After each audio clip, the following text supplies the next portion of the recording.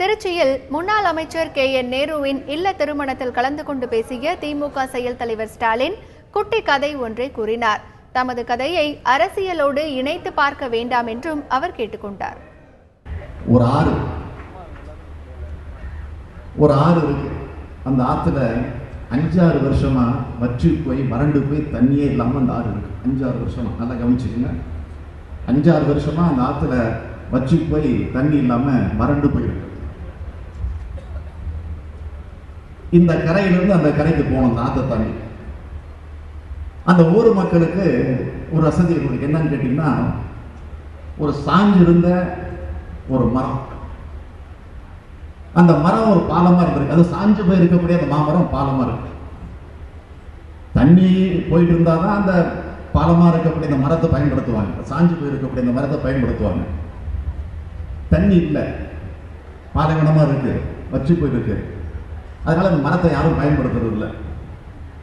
அதனால அந்த ஊர் மக்கள் எல்லாம் அந்த ஆத்தூரமே நடந்து போய் அந்த கரைக்கு போயிடறாங்க. சூடு, வெயில், கடுமையான வெயில், அதை பற்றியெல்லாம் கவலைப்படாமல் பொருட்படுத்தாமல் அந்த கஷ்டத்தை அனுபவிச்சுட்டு அந்த பக்கம் போய் சேர்ந்துடுறாங்க.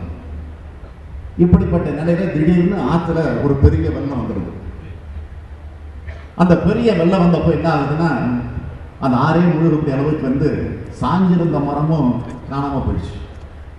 அது எப்படி காணாமல் போச்சு இன்னும் மர்மமாகவே இருக்கு.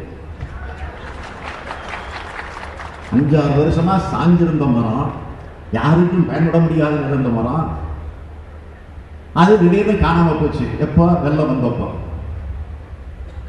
ஆக காணாம போன அந்த மரம் இன்னும் கண்டுபிடிக்க முடியல, எப்படி காணாம போச்சு. அது மர்மமாகவே இருக்கு.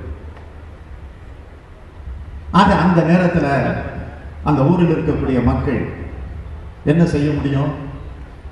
அது மாமரம், அது பெரிய மாமரம். நல்லா கவனிக்கணும், பெரிய மாமரம். பெரிய மாமரம் இல்லை, பெரிய மாமரம். அந்த பெரிய மாமரம் சாஞ்சு போச்சு. அப்போ அந்த வழியா ஒரு சின்ன மாமரம் கிடைச்சிருக்கு. அந்த சின்ன மாமரத்தை பயன்படுத்தி இந்த ஊர் மக்கள் இங்கிருந்து அந்த அக்கறைக்கு போக பயன்படுத்தலாம்னு முடிவு செஞ்சு ஒரு சிலர் அதில் ஏறி அந்த சின்னம்மா மரத்தில், மன்னிக்கணும், சின்ன மாமரத்தில் ஏறி புறப்பட்டு போயிருக்கிறாங்க. இந்த கரைக்கு அக்கறைக்கு போகிறது.